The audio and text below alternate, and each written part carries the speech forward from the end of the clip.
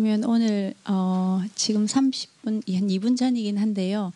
너무 꽉 장례를 잘 채워주셨기 때문에 바로 시작을 하도록 하겠습니다. 우선 2019년 제주 포럼의 유네스코 세션을 시작하기 앞서서 여러분들 소식을 다 아시겠지만 헝가리 부다페스트 유람선 사고가 있었습니다. 그래서 사망하신 분들의 또 조의를 하고 가족분들을 위로하는 묵념 시간을 잠시 시작에 앞서서 갖도록 하겠습니다. 잠시 자리에서 일어나 주시기 바랍니다.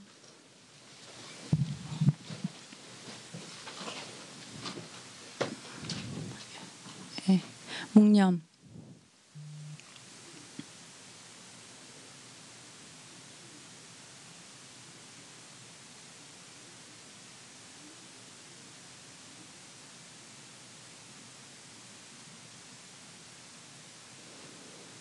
바로 자리에 착석해 주시기 바랍니다.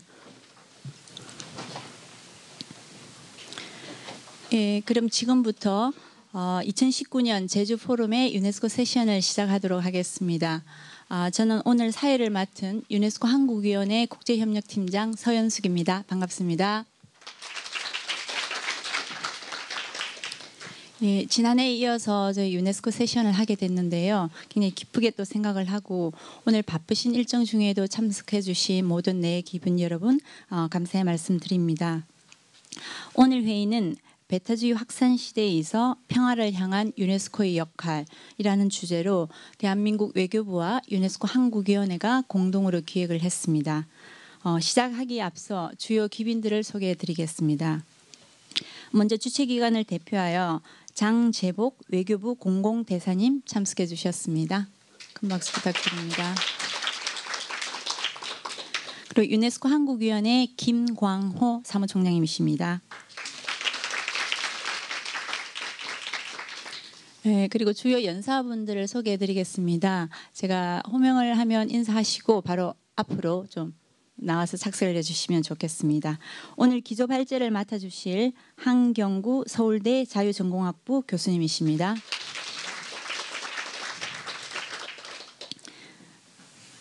유성상 교수님 아직 안 오셨죠? 패널은 성지은 과학기술정책연구원 연구위원님 반갑습니다. 조동준 서울대학교 정치외교학부 교수님이십니다. 반갑습니다. 앞에 이제 다른 자료들이 있습니다. 강인욱 경희대학교 역사학과 교수님이십니다. 김성혜 대구대 미디어 커뮤니케이션 학과 교수님이십니다. 반갑습니다. 그리고 종합 토론이 또 진행될 예정인데요. 최동주 숙명여자대학교 글로벌 서비스학부 교수님 받아주셨습니다.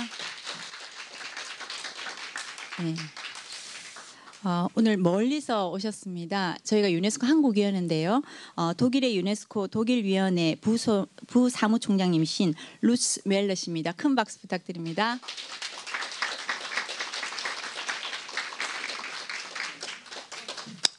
네, 그리고 마지막으로 유성상 서울대 교육학과 교수님 오셨습니다.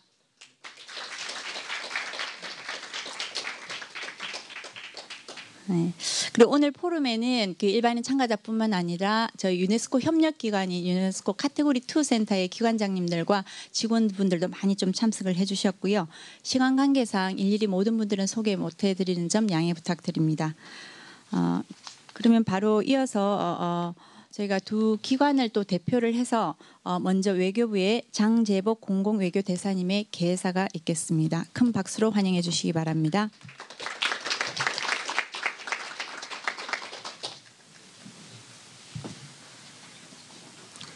네, 반갑습니다.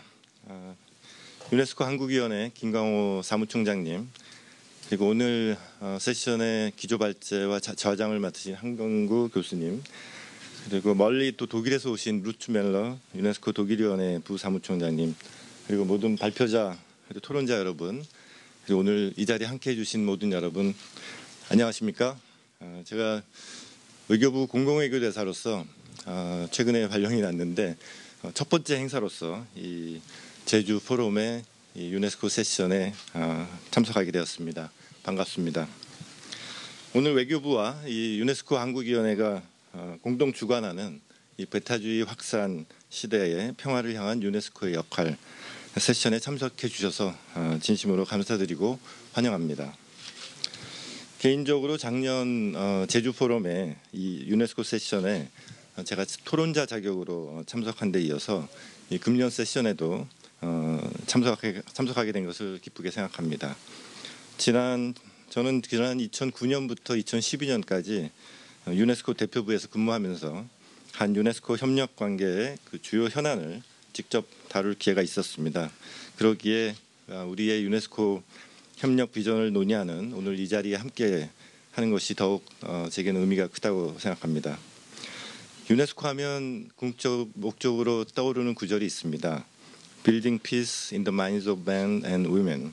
인간의 마음속에 평화를 구축한다. 그래서 실제로 유네스코는 1945년 설립된 이래 그런 인간의 마음속에 평화의 방벽을 세우기 위해서 무수한 노력을 해왔고 이에 따른 많은 성과도 있었습니다. 하지만 오늘날 이 유네스코는 배타적 민족주의, 인종차별, 인권 침해, 그리고 폭력적 극단주의 등 수많은 새로운 도전 과제에 직면해 있습니다.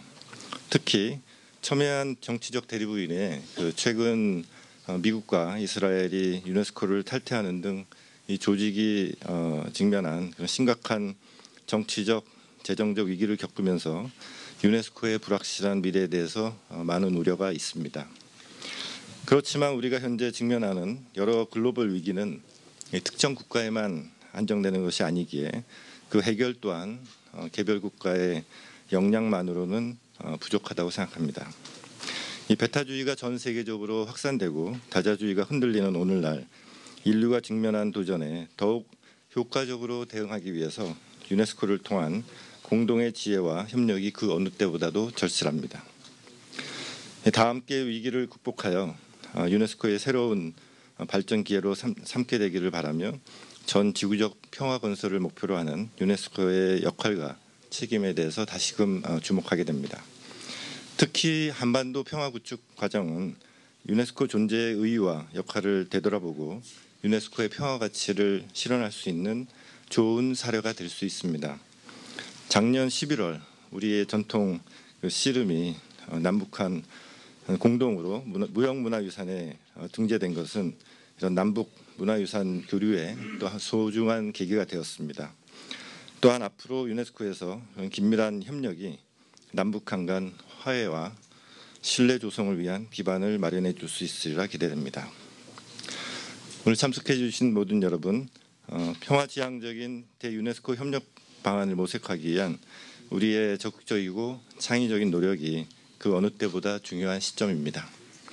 우리나라가 앞으로 어떠한 목표와 방향성을 가지고 교육, 문화, 과학, 커뮤니케이션 등 이 다양한 분야에서 유네스코와 협력을 추진해 나가고 기여할 수 있을 것인지 면밀히 검토해 보아야 할 것이며 이러한 측면에서 오늘 세션 논의에 깊은 의의를 두고자 합니다. 다시 한번 여러분과 만나게 돼서 반갑고요. 이렇게 참석해 주셔서 감사합니다.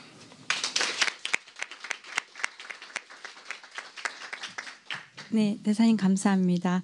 그럼 다음으로 김광호 유네스코 한국위원회 사무총장님의 환영사가 있겠습니다. 큰 박수로 맞이해 주시기 바랍니다.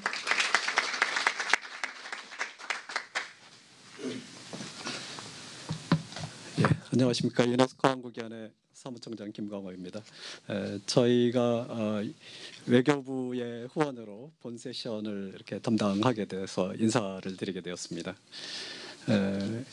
대사님께서 오늘 그 공공외교 대사로 임명을 받으시고 첫 번째 미션으로 이 행사에 오셔서 축사를 해주셔서 대단히 감사를 드리고 앞으로 우리 공공외교 분야에 있어서 큰 업적을 많이 만드시기를 이렇게 바랍니다. 그리고 참석해주신 참석자 여러분 환영하고 드리면서 우리 이 세션을 구성해 주실 좌장님과 발표자, 토론자 여러분 감사드립니다. 이 유네스코를 통해서 또 남북한 관계 증진을 이루는 의미 있는 일이 있었다고 우리 대사님께서 소개를 해주셨습니다. 앞으로도 남북한 관계에 있어서는 유네스코가 의미 있는 작업을 많이 할 수 있다는 생각이 들고 여러 가지 잠재적 협력 분야가 있다고 생각됩니다. 그런 것들이 정부와 민간의 그 활발한 역할 분담과 노력에 이어서 차근차근 성취가 되고 또 세계적으로도 모범 사례가 돼서 평화가 확산되는 그러한 모멘텀이 한국에서부터 이렇게 만들어지고 정말 그 인류 사회에 평화가 굳건하게 다져지면 좋겠다는 그런 생각입니다. 이 정부에서도 여러 가지 노력을 하고 계십니다만은 민간 쪽에서도 할 수 있는 역할이 굉장히 많다는 생각이 듭니다. 저희는 그 국가위원회로서 국내의 유네스코 활동의 이행을 제일 앞에서 책임을 지고 있는데요. 민간에서도 전반적인 그 교육 수준의 향상에 따라서 시민사회가 성숙해지고 이런 시민사회 차원에서 여러 전문가들과 이렇게 기관들이 다른 나라의 시민사회 기관들과도 교류 협력을 많이 할 수 있다는 생각입니다. 유네스코에서도 시민사회를 지원하고 또 도시들의 힘을 동원하는 많은 좋은 프로그램들이 있습니다. 문화 쪽에서도 있고 자연과학 쪽에서도 환경을 보존하고 창의력을 장려하면서 문화의 그 창의력과 다양성을 존중하는 그런 좋은 프로그램들이 많이 있습니다. 그래서 민간과 도시의 차원에서도 국가 수준에서 하는 것을 하는 교류 활동을 보완해 가지고 유네스코 활동을 통해서 사람들의 마음속에 진정한 기초적 그 평화를 구축을 하고 상호 인정과 존중의 문화를 확산하는 역할을 할 수 있다는 생각을 하게 됩니다. 지금처럼 상위 정치만으로는 다자주의를 지키기가 힘든 세대가 왔다는 생각이 듭니다. 그럴수록 우리 유네스코 활동을 통해서 시민사회와 지방정부 여러 주체들이 인류 마음속의 갈등과 분열을 치유하고 평화로 나아가는 실질적인 현장에서의 방안을 만들어 볼 수 있다는 생각을 합니다. 유엔에서도 지속가능 발전 목표 4.7에 이러한 내용을 아주 잘 나타내고 있고 이것은 그 자라나는 청소년들과 지역의 시민들이 모두 함께 마음속에 이렇게 담고 하나하나 실천해 나가야 할 과제라는 생각이 듭니다. 이러한 것들을 이렇게 지적으로 뒷받침해 주시기 위해서 오늘 기조 발표와 패널 발표를 통해서 오늘 세션을 구성해 주신 좌장님과 발표자 토론자 여러분 그리고 또 특히 멀리 독일에서 우리 행사에 함께 해주시기 위해서 찾아오신 미스터 로츠밀러 독일 유네스코 위원회 부사무총장님 특별히 더 감사드립니다. 오늘 유익한 토론 아주 흥미로운 배움 시간 기대하겠습니다. 감사합니다.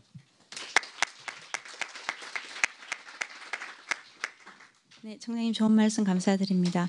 그럼 본격적으로 오늘 회의를 시작하겠습니다. 오늘 회의는 한경구 서울대 자유전공학부 교수님께서 기조 발제를 해주시고요. 바로 분야별 패널 분들께서 순서대로 말씀을 주신 다음에 그 루츠멜러 부사무총장님께서 독일의 비전을 공유해 주실 예정입니다. 그리고 마지막으로 최동주 교수님부터 시작해서 종합 토론을 진행하려 합니다.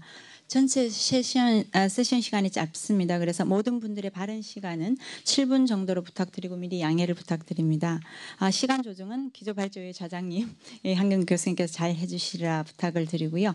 그러면 제가 한경 교수님께 마이크를 넘겨드리면서 모든 연사분들을 뜨겁게 좀 환영의 박수를 부탁드리겠습니다. 네, 그러면 시작을 하겠습니다. 이 앞에 저 타이머 작동이 됩니까? 그러면 타이머를 보시면 시간이 체크가 쉬울 것 같은데 작동이 안 되는가요? 네, 약간 이제 시작을 하겠습니다. 이 유네스코의 이제 국제 지적 협력 활동이라는 그 주제를 가지고 저희가 연구를 시작을 했습니다. 이 국제 지적 협력 활동은 이제 제가 보기에는 교육과 문화 분야에서는 상당히 가시적인 성과를 거두고 있는데 그 뭐 유네스코의 존재, 뭐 활동 이런 걸 널리 알리고 특히 이제 이 등재 사업 같은 것들이 그렇죠. 여러 국가에서 이제 뭐 정부, 전문가, 시민사회 참여를 이끌어내는 데도 성공을 했습니다. 그래서 이제 문제점도 많고 한계도 있고 비판도 많이 받고 있지만 어떤 면에서는 방향을 설정하고 논의를 주도하고 이제 그런 모습을 보이고 있는 것 같습니다. 그러나 과학, 또 지식 질서, 또 커뮤니케이션 정보 이 분야에서 유네스코의 역할은 상당히 아쉬움이 있는 것 같습니다.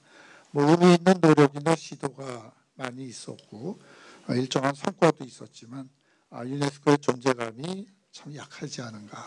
방향을 설정하고 뭐 논의를 주도하고 그러는 시도들이 대부분 좌초한 것이 아닌가. 이제 이런 그 우려도 있습니다. 이런 상황의 상당 부분은 이제 유네스코의 태생적인 한계나 어떤 활동 공간의 제약 조건에서 비롯된 것이라고도 할 수 있습니다. 과연 국가와 민족의 경계를 넘어서 협력과 교류의 확대를 통해서 평화를 증진하는 것을 그 목적으로 하면서도 이게 그 주체가 국가들로 구성되어 있고 이제 소수의 강대국이 국제 질서를 주도하고 있는 상황입니다. 또 전시연합국의 조직으로 출발한 유엔인데 시작하자마자 이제 냉전이 시작되면서 그러니까 이제 연합국대 주축국의 구도가 아니라 이 적대적인 두 개의 동서진영으로 분열이 됐고 그러고 이제 얼마 안 있어서 식민지들이 독립을 하면서 유엔이 처음에 설계하고 굉장히 다른 상황을 맞이하게 된 거죠. 근데 이제 이렇게 그 상황 탓만 할 것은 아니라고 봅니다. 유네스코 또 유네스코에 참여했던 사람들이 굉장히 열심히 노력을 하기는 했지만 보다 더 적극적이고 더 창의적으로 그 비전을 추구하고 활로를 개척하지 못한 것은 아닐까. 이제 이런 그 질문도 감히 한번 드려봐야 되지 않는가 그런 생각도 합니다. 왜냐하면 이제 이거를 짚고 넘어가야만 앞으로 어떻게 할 것인지 어떻게 방향을 모색하고 우선순위를 설정할 것인지 그 기초가 되겠죠. 유네스코의 뿌리는 뭐 여러 가지로 생각할 수 있습니다. 그런데 이제 그중 가장 중요한 것 중에 하나가 아무래도 그 서구에서 개봉 시대에 시작됐던 지적 교류, 협력 이제 이거라고 볼 수 있습니다. 지식인들, 학자들 그때도 과학이라는 명칭을 쓰는 게 적절할지 모르겠지만 어쨌든 그런 분들이 국경을 넘는 교류 협력을 가능하다고 믿었고 또 실제로 그런 협력을 통해서 무지와 편견을 이제 이성과 교육으로 극복하고 전쟁을 방지하고 평화를 일으켜서 보다 나은 삶을 성취할 수 있을 것이다. 그래서 소위 이제 편지의 공화국이라고 하죠. 이제 그런 기대에서 나왔는데 이제 그 19세기가 들어오면서 나폴레옹 전쟁 끝나고 전쟁이 확실히 이제 빈도수가 줄어들었습니다. 소위 이제 유러피안 콘서트라는 게 작동을 했고 또 굉장히 많은 그 국제적인 협력들, 국제 규범들이 발전을 하면서 한편으로는 유럽 전체가 무장을 하고 있었지만 큰 전쟁을 피하면서 잘 버텼는데 그러다가 1차 대전이 발발을 했습니다. 이게 너무나 참담했고 너무나 놀라웠기 때문에 1차 대전이 끝나고 나서 이제 여러 가지 노력들이 시작이 되고 우리가 유네스코의 전신이라고 불러도 좋을 이제 그런 국제지적협력위원회라든지 뭐 교육위원회라든지 이런 것들이 출범을 합니다. 근데 그런데도 불구하고 2차 대전이 이제 발발을 했습니다. 그리고 그 2차 대전이 끝나기 전에 유네스코가 등장을 하게 되는데 이 유네스코 이제 초창기에는 그래도 상당히 그 국가 권력으로부터 어느 정도는 자유로운 이제 지식인들 뭐 이런 분들이 그 참여를 했고 그래서 이 당시만 해도 지금하고는 상황이 굉장히 달랐기 때문에 교육이나 과학이나 이런 것에 대한 그 범주도 다르고 기대도 달라서 이런 것이 가능할 것이다. 이런 생각들이 있었고 실제로 이 이사들도 국가대표가 아니라 개인 대표로 그런 인식을 가지고 활동을 했습니다. 그러나 이제 냉전이 격화되고 1950년대 중반이 되면은 이사들도 개인이 아니라 국가대표 자격으로 활동해야 한다. 뭐 이런 그 결의도 통과가 되고 그래서 상당히 이런 것들이 유네스코의 그 활동을 한편으로는 이제 국가 정부가 이제 나서기 때문에 실행력이 있는 것 같지만 또 한편으로는 굉장히 국가와 민족의 경계를 넘겠다는 그런 유네스코의 노력을 어렵게 한 것이 아닌가. 또 우리가 이제 개몽 시대에는 학문이라든지 이런 지식인들 자유롭게 교류를 하고 연구를 할 수 있다고 생각을 했는데 이게 이제 산업이라든지 통상의 이익이라든지 더구나 냉전을 하게 되면서 또 구식민지들이 독립을 하면서 이게 첨예한 이제 이익이 충돌하는 장이 되니까 유네스코는 입지가 굉장히 좁아졌다. 그러니까 실질적인 영향력만 적은 게 아니라 이러한 상황에서 어떻게 해야 될 것인가 그런 지적, 도덕적 헤게모니도 이니셔티브도 행사하기가 어려웠던 것이 아닌가. 또 이제 빈곤으로부터 탈출을 하기 위해서 발전 문제에도 관심을 가졌는데 당시에 이 근대화라는 거대 담론 속에서 유네스코도 다양한 사회들이 처한 그런 환경에 대한 섬세한 또 신중한 대응보다는 효율을 강조한 것이 아닌가. 또 이건 미디어나 이런 정보 지식 이쪽은 더 심각한 문제들입니다. 그래서 그런 속에서 이제 유네스코의 이상이 좌초를 했다고 볼 수 있지 않을까. 그리고 또 하나 주목할 것은 이제 교육, 과학, 문화의 개념이라든지 범주 이런 것들도 유네스코가 출범할 때 생각했던 교육, 출범할 때 생각했던 과학, 출범할 때 생각했던 문화, 내용, 개념 굉장히 달라진 것이 아닌가. 그러니까 과학적인 진리의 탐구라든지 이런 것들이 굉장히 우리가 공평하게 이런 정치라든지 경제적인 이해관계, 계급적 젠더 이런 걸 넘어설 수 있다고 믿었는데 꼭 그런 것도 아니지 않았는가. 이제 그런 문제들이 있는 것 같습니다. 그래서 이제 오늘의 논의는 여러분들께서 각 주제에 대해서 발표를 해주시고 독일의 비전을 듣고 토론을 하는 순서로 하겠습니다. 감사합니다. 그러면 유성산 교수님부터 부탁드립니다. 안녕하십니까. 저는 서울대학교 사법대 교육학과의 유성상입니다. 이 자리에서 이렇게 발표할 수 있게 돼서 영광스럽게 생각하고 감사하게 생각합니다. 저는 교육 분야에 초점을 맞춰서 이 지적 협력이 어떻게 이루어져 왔는지 그리고 앞으로 어떤 과제가 있는지를 말씀을 드리도록 하겠습니다.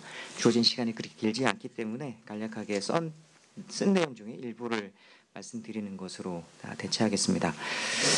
유네스코는 2차 세계대전으로 파괴되고 분열된 사회 문제를 교육을 통해 해결하자는 요구가 구체적인 기구로 이어졌다고 생각합니다. 따라서 교육은 전 지구적인 평화를 촉진하기 위한 가장 중요한 수단이자 궁극적인 해결책으로 제시되었습니다. 지적 협력의 토대이기도 하지만 지적 협력의 구체적인 내용이기도 했다는 거죠.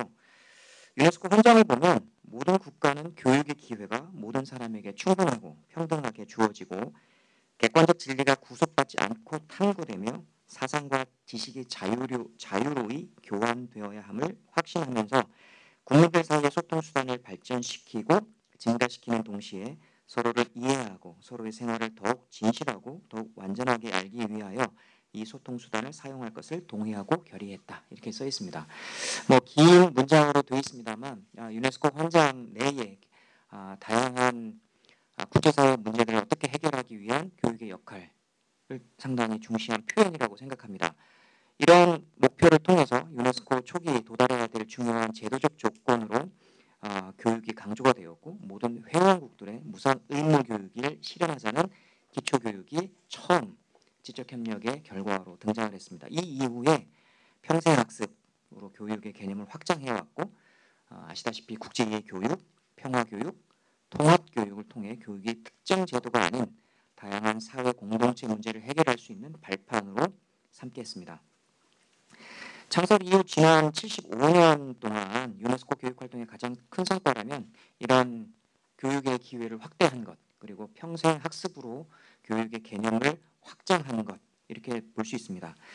그러나 여전히 국제사회의 상황을 보면 교육의 기회가 제한되어 있다는 점, 그리고 교육의 질적 수준은 점점점 격차가 커지면서 교육 불평등이 커지고 있다는 점, 궁극적으로 평화와 안전한 사회를 실현하려는 교육의 목적과 실천적 노력이, 그리고 그 목표가 여전히 요원하게 느껴지고 있다는 점들이 있습니다. 오늘 제주 포럼에서 이야기하고 있는 평화와 번영이라고 하는 것들, 그 토대에, 그리고 중요한 수단으로 교육이 어떤 방식으로 논의되어야 되는가에 대한 다양한 생각들을 하게 합니다. 제4차 산업혁명, 인공지능, 꽤 중요한 기술의 진보로 이야기되고 있는데요. 인류 사회의 보편적 이미지로 나아가는 길이라고 이야기됩니다. 그러나 이러한 기술의 혁신과 진보는 다른 한편으로 인류의 미래를 새롭게 디자인하도록 추동하는 힘으로 작동하며 일상생활의 다양한 미시적 관계를 재규정하고 나아가 세대, 공동체, 규범을 재창조하도록 교육의 변화를 요구하고 있습니다. 모든 게 교육이 다 해결할 수 있을 것처럼 요구를 하고 있다는 거죠. EFA가 성취하고자 했던 균등한 교육의 기회 제공과 교육 환경의 딜제어가 채 실현되지 않은 상황에서 미래 혁신 사회를 위한 전지구적 경쟁은 새로운 교육 형태, 사회 변화를 위한 교육의 새로운 역할, 교육을 위한 새로운 인재 양성을 요구하고 있습니다. 유네스코를 중심으로 추진한 기초교육 중심의 EFA가 새롭게 성찰되고 기초교육만으로는 부족한 게 아니냐, 이런 문제가 제기되고 있습니다. 교육의 국제사회 구성원들의 지적 협력에 이루어지는 토대가 되어야 한다는 점에서 교육은 단지 소통의 수단으로만 기능할 것이 아니라 서로의 이해를 심화하고 객관적 진리를 자유롭게 교환할 수 있도록 정의로운 논쟁의 장이 되어야 됩니다. 적어도 21세기 기술 혁신을 통한 경제산업이 주도하는 소통 구조가 보다 정의롭고 보다 평화로운 인류사를 위한 지적, 도덕적 연대, 교육적 소통 구조로 새로워져야 된다고 생각합니다. 이를 위해 교육은 사회 정의를 위한 윤리적 실천으로서의 교육이어야 된다고 보고 전 지구적 지속 가능한 발전을 도모하도록 세계 시민성을 함양할 수 있어야 한다고 생각합니다. 교육은 교육의 역할을 제도화된 틀 속에 가두어 구조 기능적인 도구로 남아있게 해서는 안 되며 보다 자율적이고 해방적이고 창의적인 지구 공동체 시민을 양성해낼 수 있도록 기능해야 됩니다. 유네스코 헌장의 문구 하나하나를 고민하고 함께 써내려간 전후 평화주의자들의 꿈인 평화는 결국 평화의 장벽을 쌓도록 하는 교육을 통해서만 가능할 터인데 이때 실현해야 할 평화의 가쁜 여정이 곧 교육이 될 수 있도록 해야 할 것입니다. 이러한 믿음과 실천이 앞으로도 필요하지 않나 싶습니다. 감사합니다. 네, 다음은 송지은 박사님께 부탁드리겠습니다. 예, 반갑습니다. 저는 과학기술정책연구원에서 일하고 있는데 유네스코와 연결될 줄은 꿈에도 몰랐습니다. 저는 리빙랩이라는 개념으로 과학기술의 민주화, 과학기술의 현장화, 그리고 모두의 과학기술을 주장하면서 하나의 사회운동을 이끌고 있는 사람입니다. 저는 그 리빙랩의 정신, 지금 특히 우리 한국에서 그리고 동아시아에서 그리고 유럽에서 이렇게 뜨거운 리빙랩의 정신, 리빙랩의 움직임들을 어떻게 유네스코 안으로 담아낼 것인가를 저는 하나의 화두로 하면서 이 안에 들어와 있습니다. 그동안 해왔던 많은 과학기술 쪽은 특히 1세대, 과학기술 정책이 1세대라고 하고 있는 경제성장에 초점을 맞추고 있습니다. 어떻게 하면 잘 살 수 있을까? 어떻게 하면 돈을 벌 수 있을까? 어떻게 하면 계몽주의를 해 나갈 것인가 하는 부분이었던 거죠. 그런데 2세대로 넘어가면서 이런 그 경제 성장을 할 수 있도록 제도적인 지원을 어떻게 할 것인가 2세대로 넘어갑니다.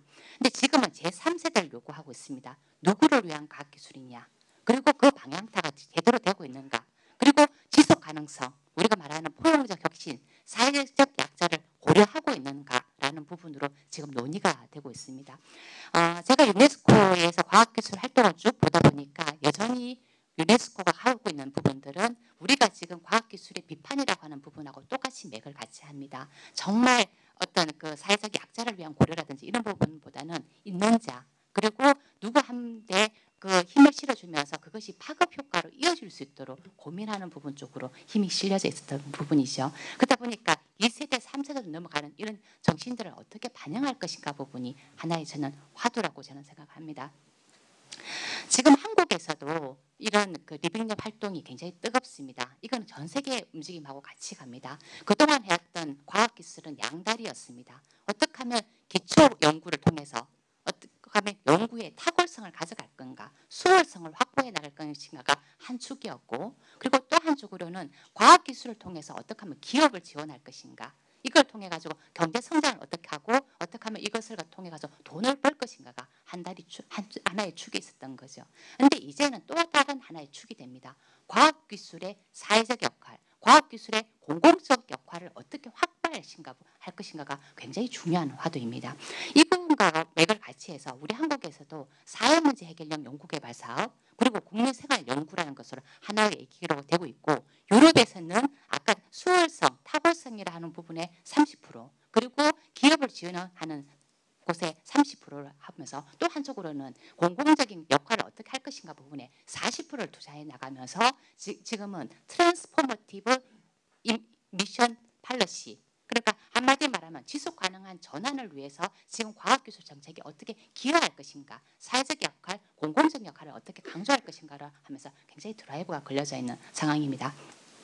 그런 상황에서 그동안 우리가 해왔던 많은 부분들이 과학자님들이 상상을 했을 때 천재적인 사람이 폐쇄된 공간에서 흰 가운을 입고 현대경을 바라보면서 어떻게 하면 사회의 변화를 이끌어낼 것인가, 소위 말해서 성당형, 신을 향해서 내 과학기술을 어떻게 할 것인가 부분이었다면, 이제는 이 과학기술도 바자형, 우리가 말하는 시장으로 뛰어들어가지고 서로 인간의 모습을 하면서 서로가 호혜적으로 이 물건을 주면 누가 이득이라고 할 수 없고 누구한테 받았다고 할 수 없는 바자. 그러니까 우리가 말했을 때 마켓이라고 표현하지 않고 바자라고 표현하는 것은 서로가 호혜적이고 누가 이득을 받다라고 할 수 없는 이런 부분으로 지금은 패러다임이 전반이 가고 있는 상황입니다. 저는 유네스코가 소위 말해서 성당형, 신을 향해서 달려왔던 이런 과학기술이 아니라 바자형 모델이고 하면서 인간의 모습을 하고, 그리고 사회가 호혜를 이끌어 나가고, 그리고 아까 말했던 조금은 못 사는 취약계층이라든지 아니면 좀 더 빈곤한 국가들하고 내가 있으니까 주는 것이 아니라 그 사람들의 눈하고 마주치면서 그 사람들을 키워나가고 그 사람들하고의 뭔가를 함께 나가는 장기적인 비전을 가지면서 유네스코가 한 역할을 가져간다면 얼마나 좋을까 하는 생각이 듭니다. 그러다 보니까 과학기술이 목표도 바뀔 뿐만 아니라 수행하는 방법도 바뀌는 거예요. 그동안에는 전문가가 중심이 돼가지고 이러한 방향으로 가야 돼 하는 것이 아니라 이제는 그 사람들하고 눈을 마주치면서 서로 진화적으로 가져가는 부분들, 그리고 다양한 곳에 그것이 실험이 돼가지고 다양하게 거기서 이머징 해나가는 쪽, 위에서 탑다운으로 내려 꽂는 것이 아니라 거기서 바텀업으로 올라와가지고 다양한 주체들이 하나의 방향을 향해서 달려갈 수 있는 쪽으로 어떻게 갈 것인가 부분이었습니다. 저는 그래서 지금 유네스코가 해야 되는 과학기술 쪽이 산학연, 전문가를 뛰어넘어서 민산학연으로 해가지고 실제 관련 주체가 함께 가야만 우리가 말하는 지속가능성, 그리고 아까 말했던 호혜성, 그리고 포용적 혁신을 가져갈 수 있다고 저는 생각을 합니다. 저는 감히 오늘 제가 유네스코에 초대를 받고 제가 아침에 일어나서 눈을 뜨면서 너무나도 감사했던 부분이, 이러한 부분이 유네스코가 담아낼 수만 있다면, 그리고 제가 지금 하고 있는 이런 리빙랩 활동의 정신, 지금은 소위 말해서 리빙랩이라는 것이 무브먼트로 이루어지고 있습니다. 하나의 운동처럼. 그러니까 한마디로 말하면 탑다운으로 왔던 정부의 정책 추진은 더 이상 안 된다. 그리고 과학기술만으로는 절대 사회 문제가 해결될 수 없다. 그리고 시민만으로도 한계가 있다. 서로가 서로 갈급하는 이 부분을 갖다가 리빙랩으로 움직여 가는데, 이런 움직임들을 어떻게 유네스코 활동 쪽으로 담아낼 것인지, 그리고 지속 가능한 전환, 지금 있는 시스템은 절대로 지속 가능하지 않다. 경제적으로든 사회적으로든 그리고 우리가 말했던 환경적으로든 이런 부분들을 유네스코에서의 내용으로 담아냈으면 좋겠다. 그리고 또 하나가 과학기술을 도도한 과학이 아니라 정말 인간의 모습을 하면서 서로의 눈을 마주치면서 함께하는 현장에서의 과학기술을 가져갔으면 좋겠다. 그래서 저는 유네스코가 했던 많은 이런 좋은 움직임들을 우리가 살고 있는 마을, 우리 살고 있는 공간, 우리 살고 있는 이 도시 안에서 구현할 수 있었으면 얼마나 좋을까 하는 생각이 됩니다. 그래서 그런 움직임들을 우리 선생님들하고 공유하고 함께 만들어갈 수 있는 곳으로 갔으면 좋겠다. 그리고 또 하나가 논문 특허에 머물러 있는 뭔가 박제된 과학기술이 아니라 살아 움직이면서 펄쩍펄쩍 뛰어나가고 함께 눈물 흘리고 감동해낼 수 있는, 그리고 스토리가 될 수 있는 과학기술이었으면 좋겠다 하는 생각이 듭니다. 감사합니다. 네, 감사합니다. 이 유네스코가 처음 만들어질 때만 해도 이제 교육, 과학, 문화 이런 것들은 상대적으로 정치하고는 좀 거리가 있다. 그래서 이런 부분들을 통해서 우리가 이 이 사회에서 뭔가를 이룰 수 있다고 생각을 했는데 지금 이제 두 분 말씀을 들어보면 교육이나 과학이 얼마나 정치적인 문제였던가 어떻게 보면 유네스코가 굉장히 나이브하게 생각을 했던 걸 수도 있습니다. 그러나 이제 지난 우리가 70년이 넘는 세월을 살면서 유네스코도 이제 이런 문제들을 직시를 하고 그거를 이제 본격적으로 인게이지를 하기 시작했다고 봅니다. 다음에 이제 드디어 정치학자이신 조동준 선생님께 마이크를 넘기겠습니다. 부탁드립니다. 예, 안녕하세요. 방금 전에 소개받은 조동준입니다. 저는 서울대학교 정치외교학부에서 가르치고 있고요. 정치가 그렇게 나쁘지 않다는 걸 계속 설명드리는데도 불구하고 계속 이제 이렇게 부정적인 이 함의를 가지고 소개돼 가지고서 개인적으로는 좀 안타까운 생각이 듭니다. 오늘 제가 드릴 말씀은 사실은 한경구 선생님께서 큰 그림을 이미 다 보여주셨고요. 저는 한경구 선생님의 후학으로서 어떻게 이렇게 업무 분장이 되는지 모르겠는데 한경구 선생님께서 하신 말씀을 숫자로 그래프로 보여주는 그런 역할을 맡게 되었습니다. 한경구 선생님께서는 유네스코가 처음에 만들어졌을 때 지금 과학, 그다음에 교육, 그리고 문화, 커뮤니케이션 이 네 가지 영역에서 상호 협력, 상호 이해를 도모하고 그리고 결국 가서는 그것이 평화로 이어진다고 하는 이 평화로 이어지기 위한 국제기구로 출범했는데 뭔가 주관이 바뀌었다라고 이렇게 말씀해 주셨는데요. 그 바뀐 내용이 뭔지를 간단하게 보여주시면 그 그래프에 나와 있습니다. 이 그래프에 보면 그 1960년대쯤이 되면요. 평화라는 개념보다는 사실은 발전이라는 개념이 더 많이 등장하게 됩니다. 그리고 1990년대 초반 되면 바로 이 다양성이라는 개념이 더 많이 등장하게 됩니다. 그래서 사실은 이 유네스코가 처음에 추구해 왔던 이 큰 개념과는 약간의 다른 화두가 유네스코 안에서 등장하는 것을 볼 수가 있습니다. 이 이유는 정치와 관련되는 게 분명합니다. 사실은 1960년대 발전이라는 개념이 유네스코 안에서 화두가 됐던 이유는 바로 그 당시에 신생 독립국가가 등장을 하면서 이 국가들의 입장에서는 자기들한테 급선무가 경제 개발이었고 그 경제 개발에 대한 자신의 욕망을 지금 이제 이 유네스코로 투영을 시킨 거죠. 그래서 이 경제 개발이라고 하는 개념이 네 가지 영역과 다 연결시킴을 통해서만 어떤 활동할 수 있는 그런 공간을 가지게 되었습니다. 그 1990년대 초반에 다양성이라는 개념이 다시가 아니라 유네스코 안에서 이렇게 화두가 됐던 이유는 바로 전 세계적으로 불려졌던 그 지구화의 열풍과 관련되어 있습니다. 그러니까 지구화가 이루어지는 것이 어떤 특정한 어떤 문화권이 다른 문화권을 이렇게 침해하는 어떤 문화 획일주의에 대한 걱정이 일어나다 보니까 이 다양성에 대한 관심이라고 했던 부분이 1990년대 이 초반, 80년대 후반서부터 아주 급격하게 일어나는 걸 볼 수 있습니다. 그래서 사실은 그 유네스코 안에서 보여주는 그 담론의 모습은 이게 우리가 생각하는 것처럼 그냥 자연적으로 자발적으로 아무 상관없이 일어나는 것이 아니라 그 근저에 깔려져 있는 큰 변화, 사회적 변화와 특히 정치적 변화와 연결되어 있음을 보여주고 있습니다. 또 다른 숫자로 보여드리는 바는 우리가 유네스코에서 보면 출발할 때부터 크게 4개의 중요한 이 영역이 있었다고 말씀드렸습니다. 그 4개 영역에 들어가는 돈이 얼마만큼 됐는가를 볼 필요가 있습니다. 말은 사실은 근사하게 말할 수 있거든요. 근데 돈을 보면 이 기관이 진짜 어떻게 움직이는지를 볼 수 있습니다. 제가 이렇게 이 고매한 이상을 가진 이 유네스코에 어울리지 않는 돈 얘기를 해서 좀 이상한데요. 사실 보면 그렇습니다. 그래서 초기에는 돈이 많이 들어갔던 것이 교육, 그 다음에 이 커뮤니케이션 이쪽이 많이 들어갔던 거죠. 그 다음에 반면에 그 아래쪽에 들어갔던 것이 문화, 그 다음에 이 기술, 과학입니다. 그래서 과학도 이제 그 당시에는 자연과학과 사회과학 둘로 나눠져 가지고서 이 돈이 들어가는 게 돼 있었습니다. 근데 이제 초기에 왜 교육과 이 커뮤니케이션에 돈이 많이 들어갔냐면요. 이게 유네스코가 만들어질 때 그 중요한 행위자가 강대국이 생각하는 자기한테 중요한 의제가 따로 있었습니다. 미국한테 가장 중요한 의제는 커뮤니케이션이었고요.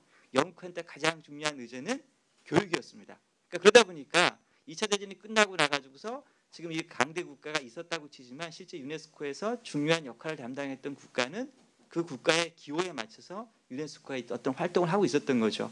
반면에 프랑스가 많이 관심을 가지고 있던 문화 이쪽, 그다음에 지적 교류 이쪽 분야에 대한 관심은 말로는 분명히 4개 영역이 동일한 축에 있었지만 초반서부터 이제 쓰는 돈의 정도가 달랐었습니다. 근데 이제 이 유네스코의 정치 지형이 바뀌기 시작을 하죠. 그래서 많은 이 신생 독립 국가가 등장하기 시작하면서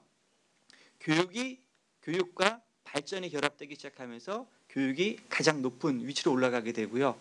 그다음 미국 입장에서는 그 당시에 유네스코의 가장 커뮤니케이션 부분에서 제일 중요했던 부분이 바로 이 탈나치화와 관련되어 있는 부분이었습니다. 그래서 이 본인이 처음에 관심을 가지고 있었던 미국이 관심을 가지고 있었던 이 정책적 목표가 달성되고 나고 그리고 난 다음에 이제 더 문제는 유네스코가 계속 갈등을 빚기 시작을 하잖아요. 나중에 이제 유네스코로부터 거의 탈퇴하게 되는 이런 일이 발생하는데 그러면서 이 커뮤니케이션이 차지하는 이 예산상의 지위가 거의 바닥으로 떨어지는 그런 모습을 보입니다. 지금 이제 자연과학과 사회과학도 마찬가지 모습을 보이는데요. 바로 자연과학이 발전과 연결되기 시작하면서 60년대부터 자연과학에 대한 돈의 비중이 늘어나기 시작을 합니다. 그리고 반면에 사회과학은요. 제가 이제 사회과학자 중에 하나인데요. 이제 별로 이렇게 의미가 없어지는 자꾸 이 분야가 됐습니다. 그래서 겉으로는 여전히 이 사회과학이 교육 중에서도 자연과학과 사회과학의 이 축으로 있지만 실제 돈 사용하는 걸 따져보면 자연과학의 3분의 1밖에 안 됩니다. 그러니까 이게 이제 그 정치적 상황 같은 걸 변화를 반영하는 거죠. 그중에 저한테 특별히 관심을 가졌던 부분은 바로 교류와 관련되어 있는 부분이었습니다. 지적 교류와 관련되어 있는 부분인데 방금 소식에서 말씀드린 것처럼 1차 대전 전까지만 하더라도 바로 지식인들 사이에, 그러니까 우리가 지식인이라고 말하면 지금 성지훈 선생님께서는 별로 안 좋아하실 수도 있겠는데 그리고 뭔가 일반적인 사람과는 뭔가 사람들이 다르다라고 하는 그런 사람들, 뭔가 많이 공부하고 뭔가 안경도 썼을 것 같고 뭐 이런 분들, 그러니까 이런 분들이 이제 그 소위 말하는 명사들 사이의 교류가 지적 교류의 핵심이었는데요.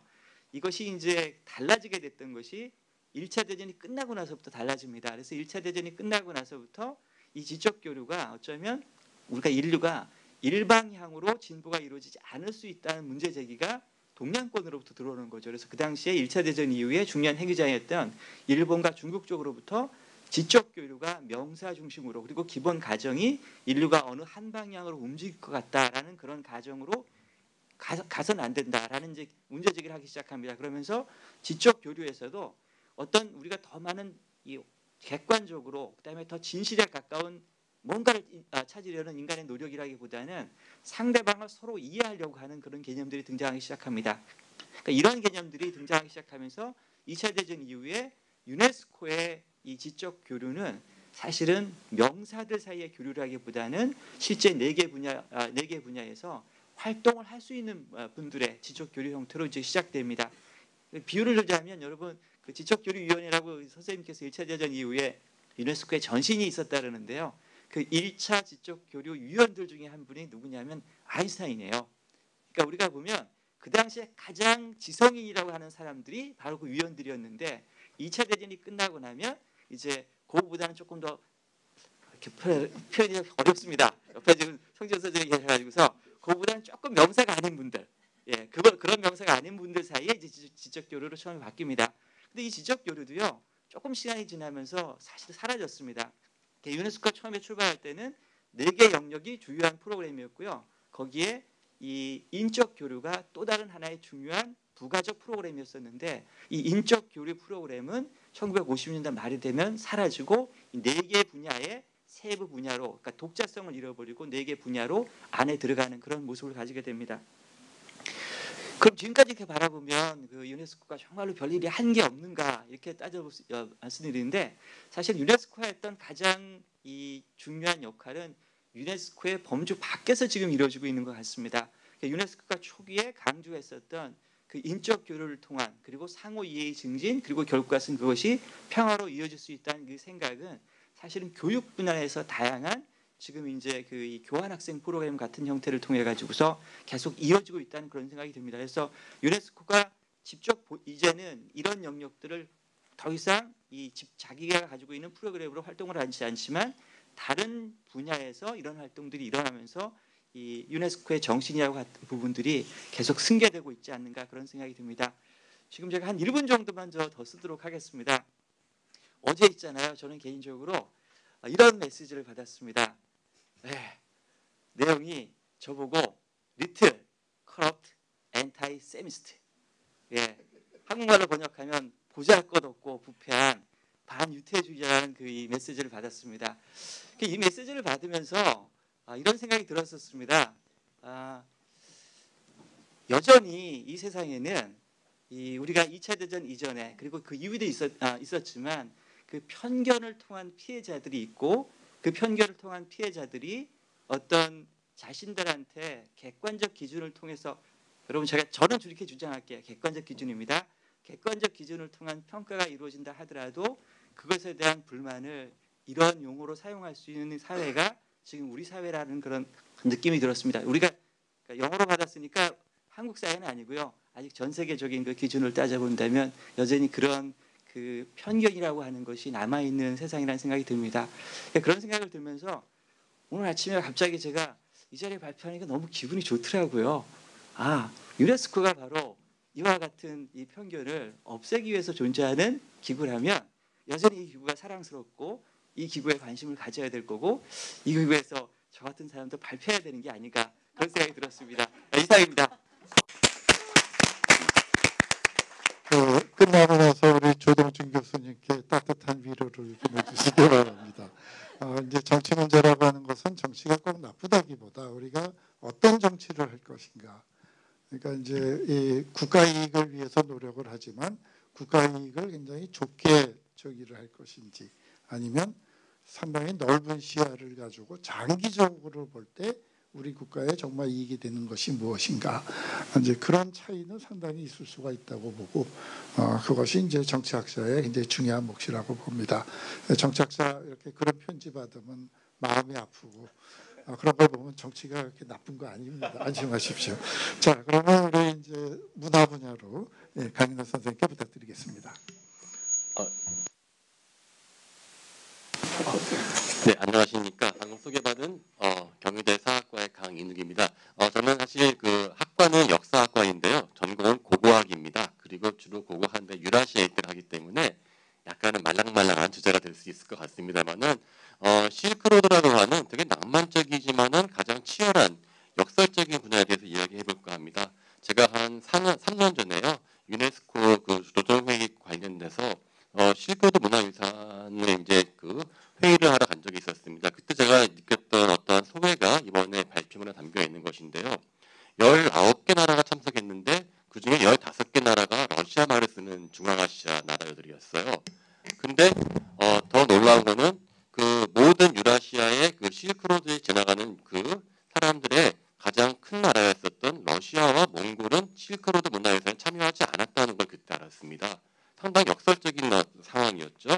사실 우리한테는 유네스코가 세계 질서의 판도 변화라고 하는 어떤 한경구 교수님의 지적이 있었는데요. 정확합니다.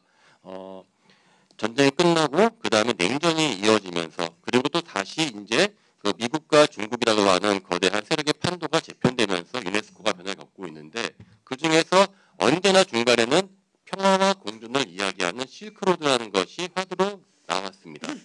그런데 그 실크로드 개념이 그 20세기 초반에는 그 서양의 탐험가들이 그 어떤 중앙아시아를 그 차지하려고 하는 한편 또 러시아가 갖고 있었던 그레이트 게임이라고 하는 것이 있었죠. 그 다음에 냉전으로 막혀지고 현재 중국에서는 1대1로가 나오면서 가장 또 동시에 중앙아시아의 각국들은 자신들의 역사로서 자랑하고 있습니다. 저는 간단한 이 어떤 메시지입니다. 실크로드라 하면 저희는 보통 동서 문명의 교류라 생각합니다. 하지만 중앙아시아 사람들에게는 각국 수많은 나라들이 있죠. 자신들의 그 역사입니다. 즉 배타적인 민족주의의 하나의 도구로서 실크로드가 사용될 수 있고 또한 동시에 전 세계의 공존 공영을 지향하는 유네스코의 하나의 그러한 그 사업으로 등장할 수 있습니다. 그래서 결론적으로 말하면 실크로드 현재까지는 반대로 그 공존과 평화가 아니라 이 분쟁을 초래하는 것으로 되고 있습니다. 2014년도에 실크로드가 선정이 되어 있는데 세계문화유산으로요. 중국과 키르기스탄, 카자흐스탄만 되어 있습니다. 전통적인 그 실크로드의 그 중심지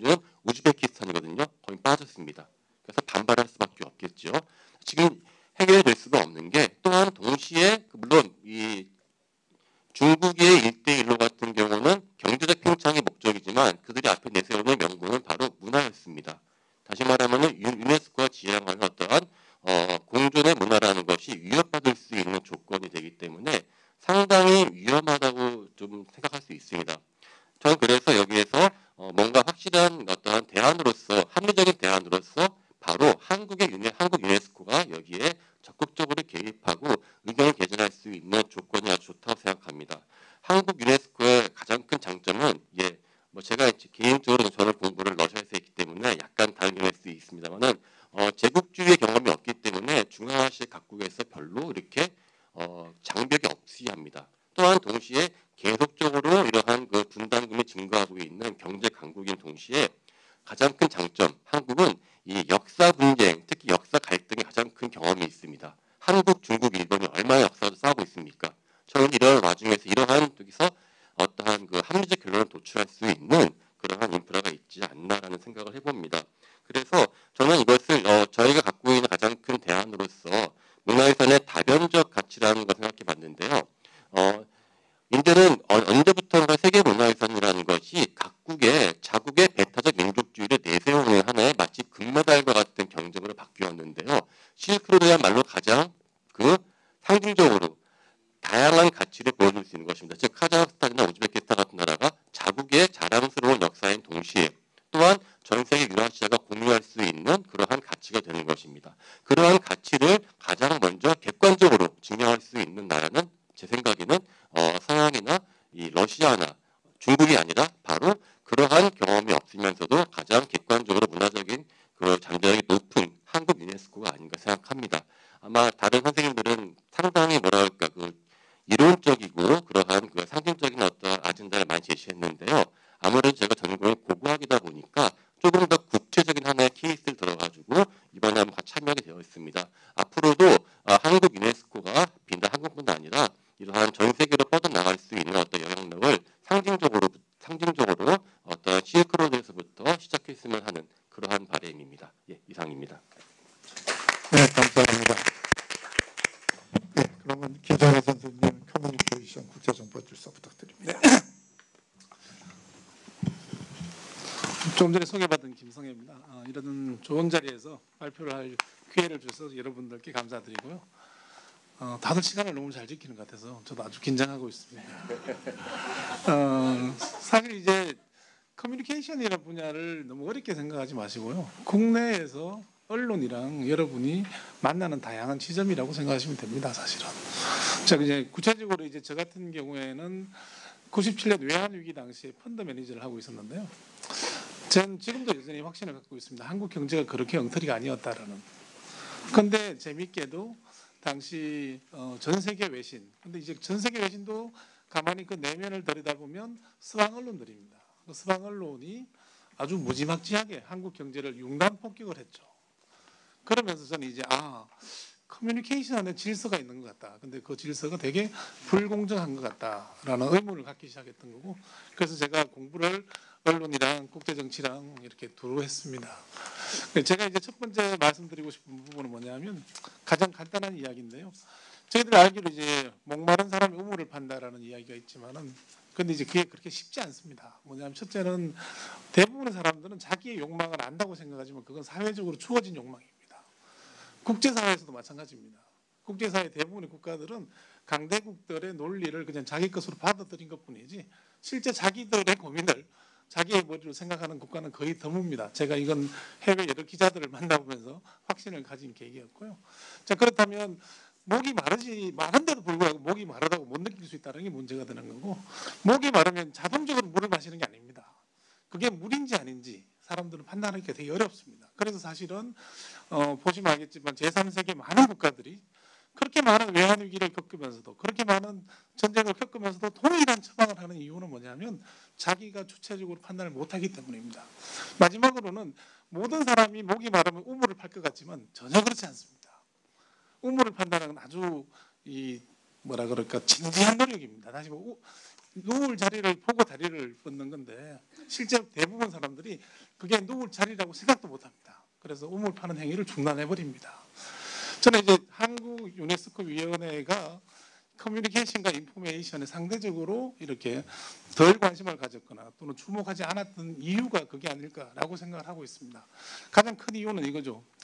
사실 한국은 미국의 영향이 거의 절대적입니다. 많은 경우에. 다시 말해서 냉정하게 미국의 눈으로 세상을 이해하는 데 상당히 익숙해져 있습니다. 그러다 보니까 미국이 문제라고 생각하면 우리도 문제라고 생각을 하고 미국이 문제가 아니라고 생각하면 우리도 문제가 아니라고 생각합니다. 그래서 사실은 90년대, 80년대 이후에 특히 한국 저희들처럼 이제 언론이나 커뮤니케이션 공부하시는 분들의 전공을 보면 아는데요. 80년대 초반에 유학 가셨던 분들은 대부분 국제 커뮤니케이션을 했습니다. 만약 그 전통이 계속 이어졌더라면 이 유네스코 위원회의 커뮤니케이션 분과가 이렇게 푸대접을 받고 있다는 걸 알았더라면 그냥 안 있었을 겁니다. 근데 재밌게도 그분들 대부분이 이 연구 아젠다를 돌립니다. 왜냐하면 미국에서 연구 아젠다가 돌아가니까. 그 다음에 나오는 게 소위 말하는 이제 텔레커뮤니케이션, 팔러시 쪽으로. 그래서 대부분의 언론 학자들은 다 지금 그쪽에 가 있습니다. 그래서 저 같은 사람도 여기 올 수 있는 계기입니다. 그 다음 최근 들어서는 대부분 미디어 효과 같은 걸 합니다. 광고나 이제 홍보 같은 쪽으로. 그러다 보면 어느 순간 문제의 중요성하고는 상관없이 이제 이게 우리 사회에서 그냥 공백이 돼버린 상황이라고 보시면 됩니다. 근데 두 번째 문제는 뭐냐면 과연 지금 우리가 목이 마르냐 안 마르냐는 단계거든. 제가 이제 물을 마신 것처럼 이 목이 말라요 실제로. 그게 뭐냐면 첫째 한번 보시면 알겠지만 친국제 정보 질서의 핵심은 다른 게 아니라 국제사회의 약자의 목소리가 반영되지 않는다는 문제의식이에요. 만약 한국에 지금 현재 여성을 위한 언론이 없고 노동자를 위한 언론이 없고 지방을 위한 언론이 없다고 생각해 보십시오. 그 오로지 강자의 목소리만 여론을 지배할 것이고 강자의 유리한 정책만 나올 것이고 결국 그게 사회적 분열로 이어질 수밖에 없는 건데 국제사회에서 그 문제는 여전히 해결되지 않고 있습니다. 사실은. 실제 이제 두 번째 문제는 이제 한국 자신, 우리 자신의 문제인데요. 저는 이제 대구에 살다 보니까 대구에는 이제 미군이 자랑하는 전투 부대 이제 804 이제 공항이 있는데 전투기가 거의 매일 뜨고 내립니다. 그 말은 뭐냐면 제 머리 위에서 날마다 핵무기가 날아다니는 거예요. 자칫 실수하면 그죠? 언제 어떻게 죽을지도 모르고 공포 속에 사는데 그게 일상이 되다 보니까 잊어먹는 거죠. 그 말은 뭐냐면 실제 이제 우리가 그 한반도와 관련된 특히 전쟁과 관련된 게 한번 역사를 돌아보면 전쟁은 반드시 필연적인 건 아닙니다. 대부분 우발적입니다. 근데 우발적인 요인이 뭐냐면 상대가 나를 먼저 공격할 수 있다는 우려 때문입니다. 근데 이제 외신, 특히 이제 한반도에서 문제가 생길 때마다 한국 관련된 뉴스를 가만 보면요. 이건 상당히 무서울 정도로 전쟁을 부추기고 있다는 생각이 듭니다. 다시 말해서 유네스코 정신이 평화랑 정반대입니다. 그게 그렇게 될 수밖에 없는 이유는 뭐냐면 전쟁은 당사자한테는 비극이지만 그죠? 전쟁을 보도하는 사람들한테는 엄청난 선물입니다. 그런 선물이 없습니다. 그래서 사실은 우리가 알고 있는 CNN이 대박이 난 건 사실은 걸프전 때문이고요. 블룸버그 통신이 또 대박이 난 건 아시아 외환위기 때문입니다. 그게 이제 문제라는 거고. 그다음 세 번째 같은 경우에는 예를 들어 최근에 나왔던 프리즘 이야기들. 결국은 뭐냐면 청와대, 그죠? 제가 알기로 김정은 위원장이랑 문재인 대통령이 잘 나가다가 얘기 잘하다가 갑자기 이렇게 밖에 나가서 야외 벤치에 앉아서 이야기했다라는 건 뭐냐면 도청 때문이라고 저는 보거든요. 그게 현실이니까요. 지금 현재 카메라가 있고 여기 TV가 있지만, 네, 저희들이 이제 그런 문제가 이제 여전히 남아 있다라는 거고, 제가 이제 마지막으로 저도 1분만 듣으면 결국 이제 이 상황에서 그럼 한국은 뭘 할 수 있을까라는 건데 저는 이제 오히려 미국이 유네스코를 떠난 게 더 기회가 될 수 있다. 더 이상 눈치를 보지 않고 이제는 좀 더 성숙한 어른이 될 수 있다라는 거고요. 또 하나는 유네스코는 이제 다자주의가 가능한 거의 유일한 유엔의 공간입니다. 이제 우리가 판을 만들 수는 없지만 만들어진 판이라면 우리가 이거 상당히 유리하게 이끌어갈 수 있다라는 게 제 생각입니다. 이상입니다. 고맙습니다. 네, 감사합니다. 저 미국 돌아오겠다고 그러면 좀 기다리라고. 네. 이제 굉장히 이 커뮤니케이션이 이제 유네스코 활동 내에서 과학하고 더불어서 아무래도 상당히 좀 약했는데 왜 그런가에 대한 이제 문제를 제기를 해주셨습니다. 그러면 이제 우리 로즈, the floor is yours. Thank you very much. First of all, before I start, I would like to respond shortly to the podium this morning. Many of the interventions have been critical in one way or the other of the way UNESCO has been organized, how it has implemented its activities over the last 70 years, the changes that have taken place. But what I would like to highlight as a starting point,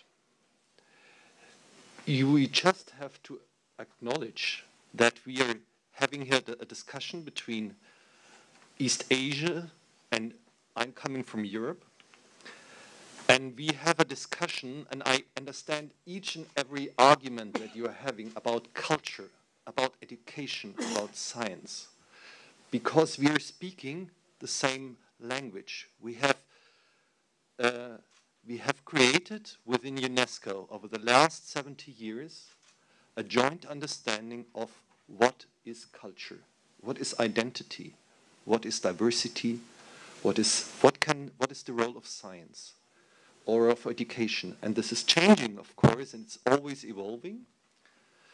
But this organization has created a common understanding around the globe of the meaning of these terms, such that around the globe, across all the different cultural traditions, we can have a meaningful discussion.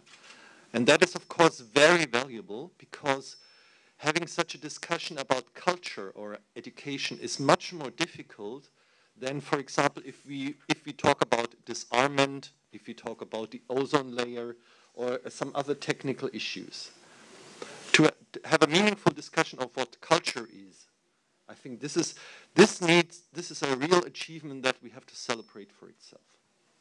So with that, after this introductory note, I would like to really thank the organizers, KNCU, and also the Ministry of Foreign Affairs for inviting me. This is a true pleasure to be invited to this exchange, because the Republic of Korea and Germany, we have so much in common as regards multilateralism and specifically UNESCO.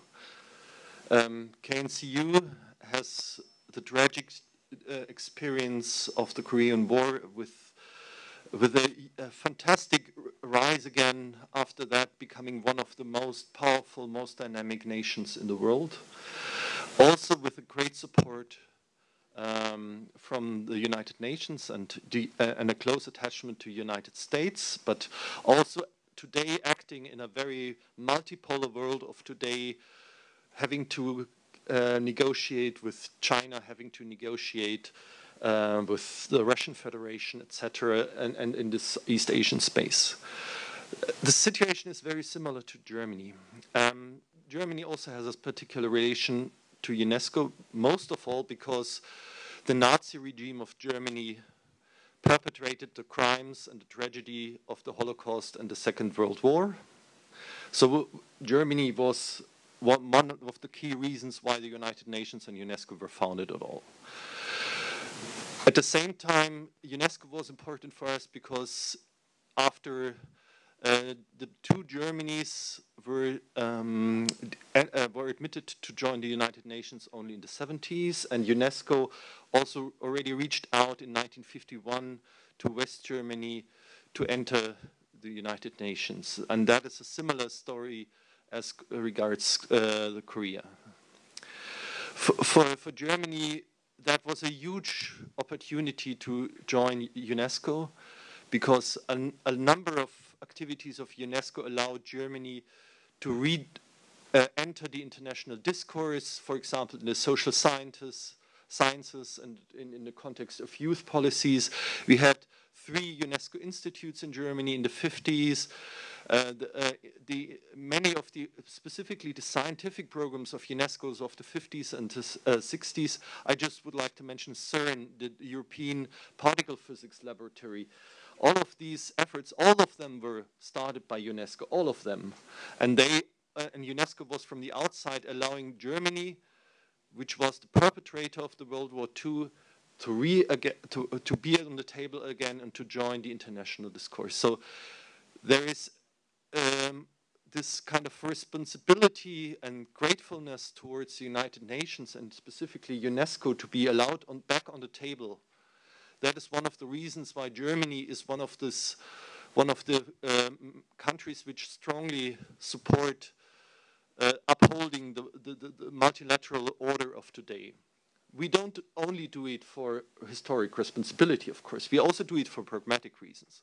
We understand in Germany that Germany alone is too small to defend interests and values in the multipolar world. So we have to work hand in glove with the European Union.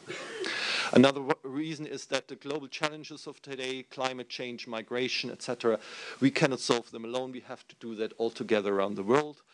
And there are many other pragmatic reasons, but I think historic responsibility and pragmatic approaches, there is just too many reasons to work for multilateralism in this difficult world.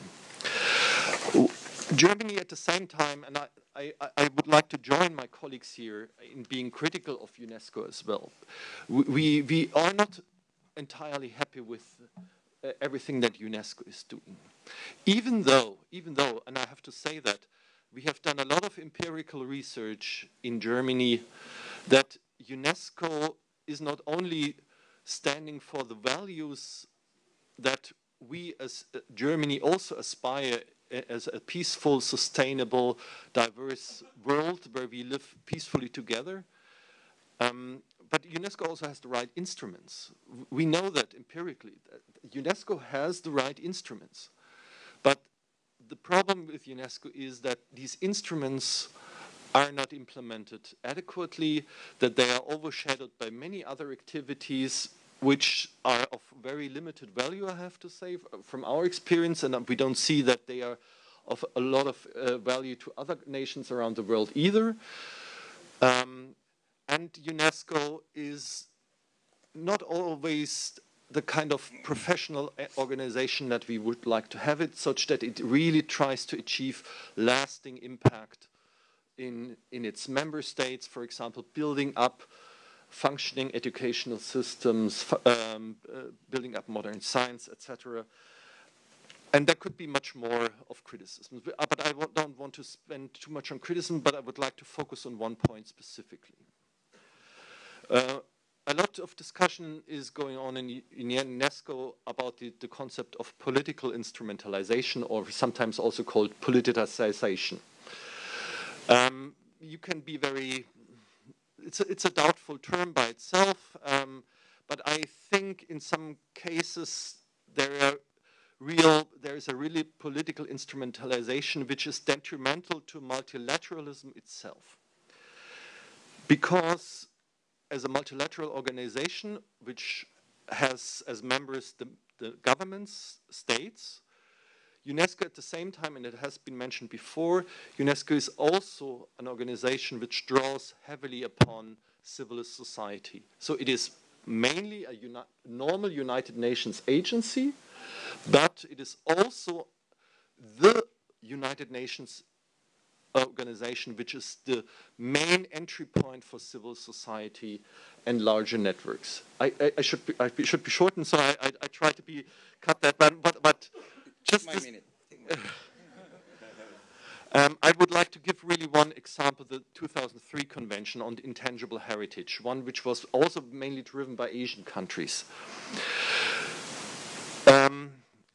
Intangible heritage, many governments today around the globe understand the 2003 conventions as a kind of a trademarking opportunity for their heritage, or for their heritage to trademark it as their national heritage, which is kind of opposite of what the UNESCO Constitution calls for and Article 1 of the Convention calls for.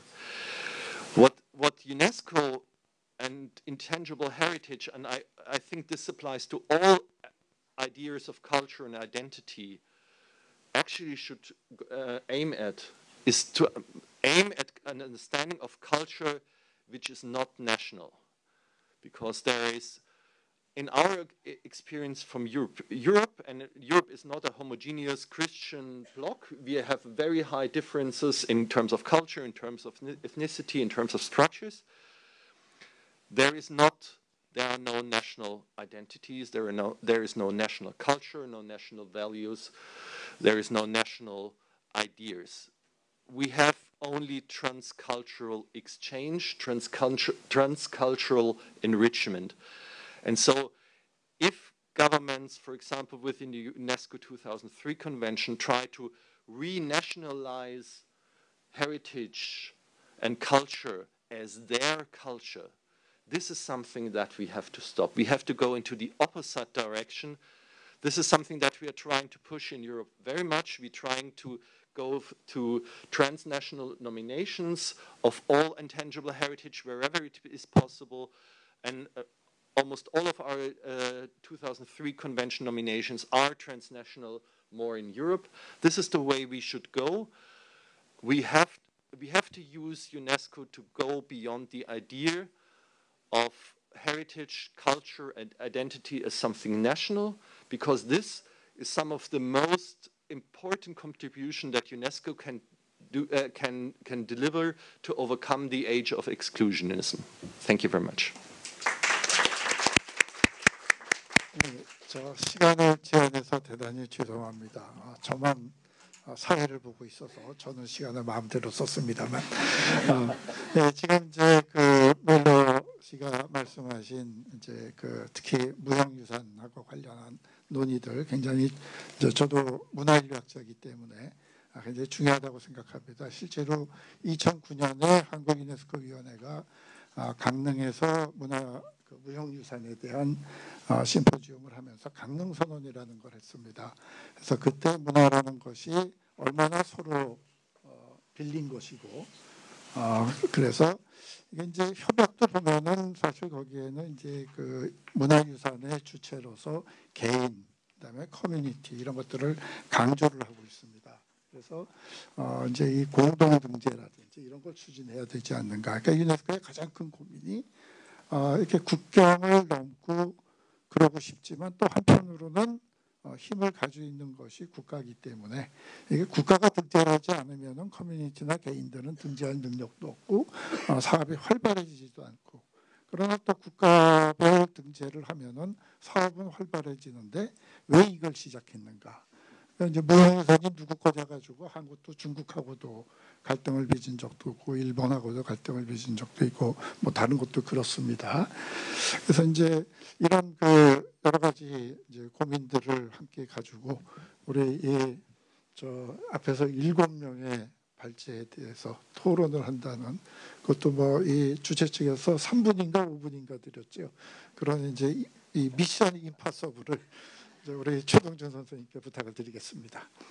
여기는 시작할 때 박수를 한번 드리고 시작을 하게 됩니다.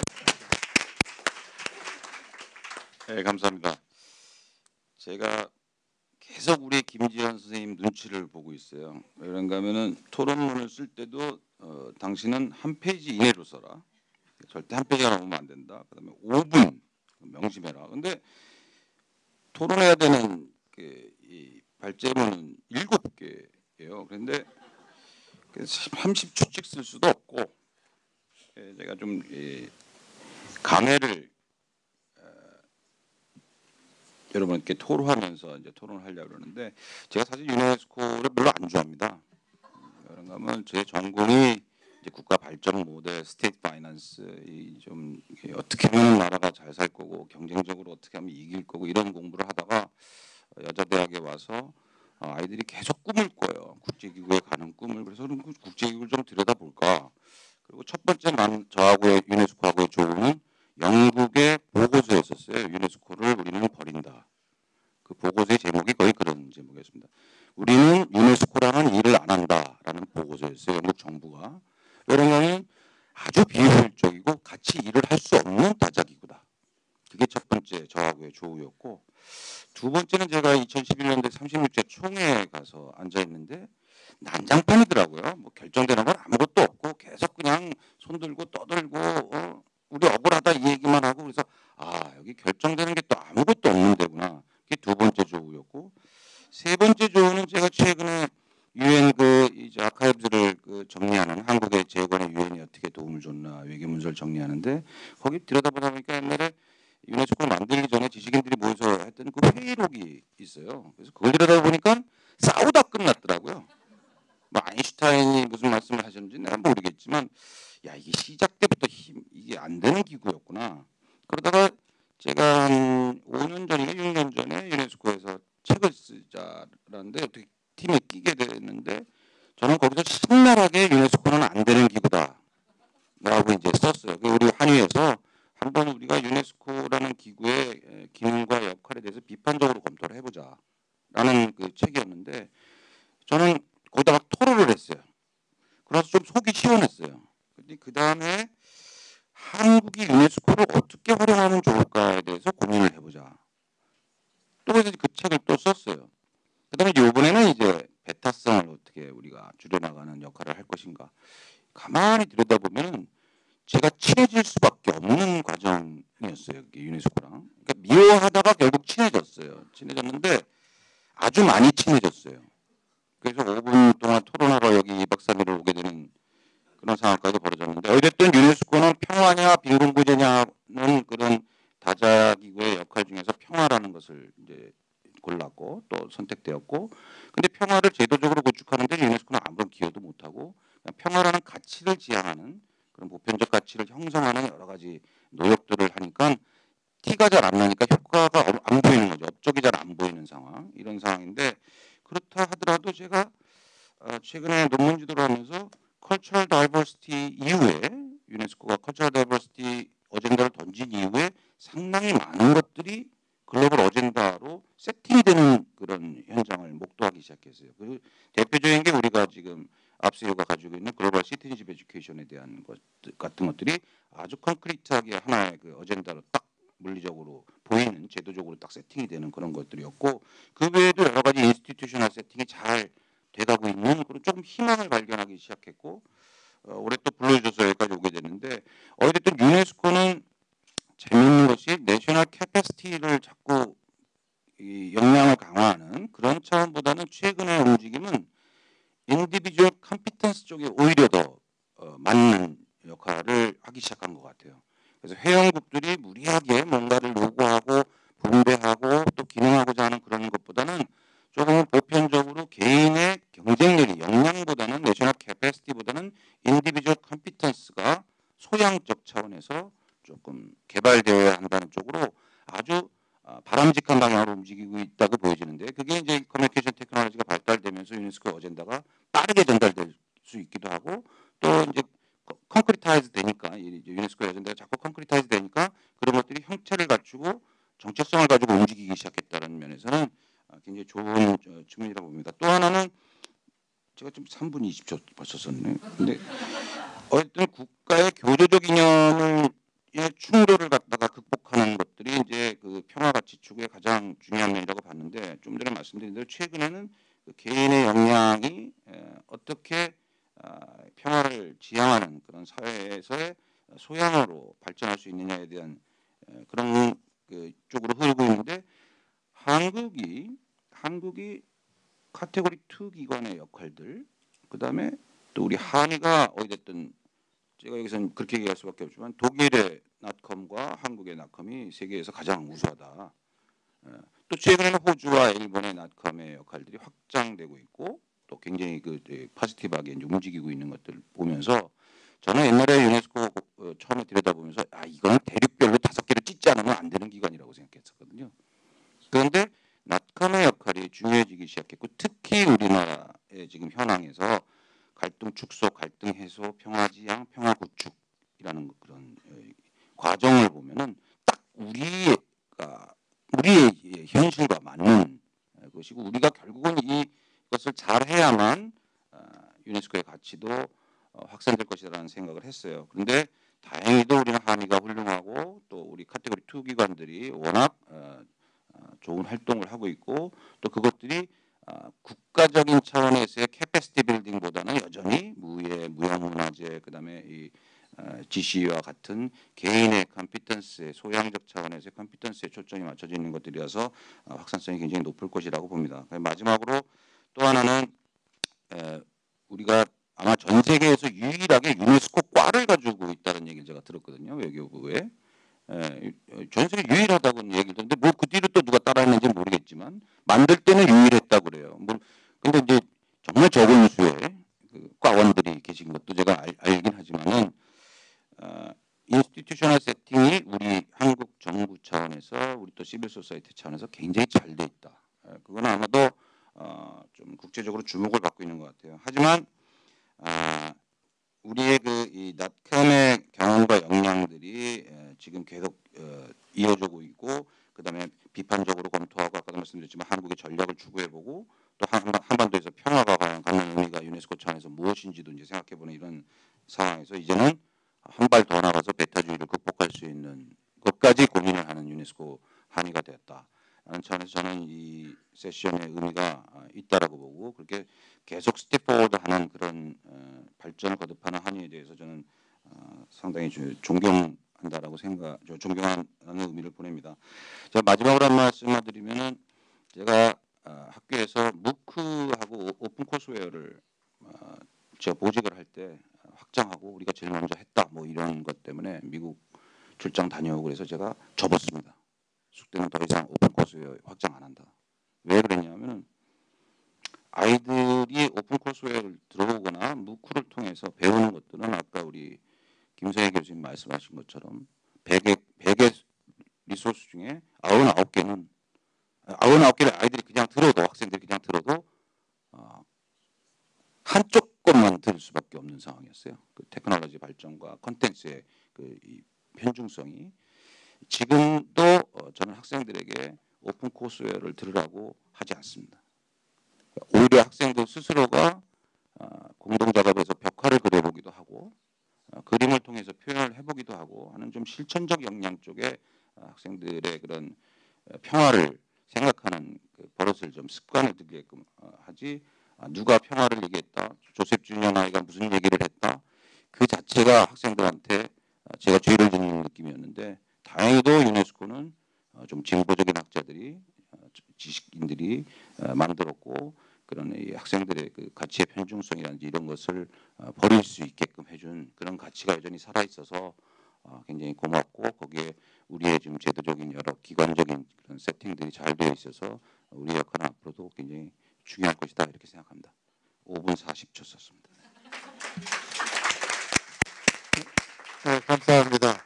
유네스코가 굉장히 재미있는 조직이라, 문제도 많지만 재미있는 조직이라는 것이, 원래 이제 유엔이나 유네스코는 독일이 또다시 이상한 짓을 하지 못하려고 만든 조직인데, 근데 이제 독일에서 오셔서 유네스코 너무 비판만 하지 마라, 좋은 점도 있다 말씀하시고, 또 독일의 내셔널 커미션하고 그 독일의 내셔널 커미션이 가장 유네스코 정신에 충실하고자 노력을 하고 있고, 또 유네스코 만들 때 끼지도 못했던 한국의 내셔널 커미션이 또 이제 한쪽 축을 담당하고 있다는 게 참 재밌습니다.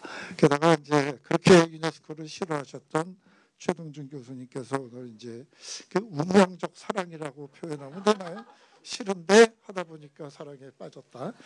네, 이제 오늘 사랑 고백도 하셨고, 그래서 이제 저에게 주어진 시간이 뭐 얼마 남질 않았습니다. 그래서 제가 더 막 그 시간을 카트를 했더라면 좋았을 수도 있지만, 또 준비하신 얘기를 듣는 것도 중요한 것 같아서 그냥 이렇게 했습니다. 자, 이제 마지막으로 혹시 그 청중들 가운데 꼭 하실 말씀이 있으신 분 한 두어 분 정도 말씀을 듣고, 그 다음에 거기에 대해서 리스폰드를 할 수밖에 없을 것 같습니다.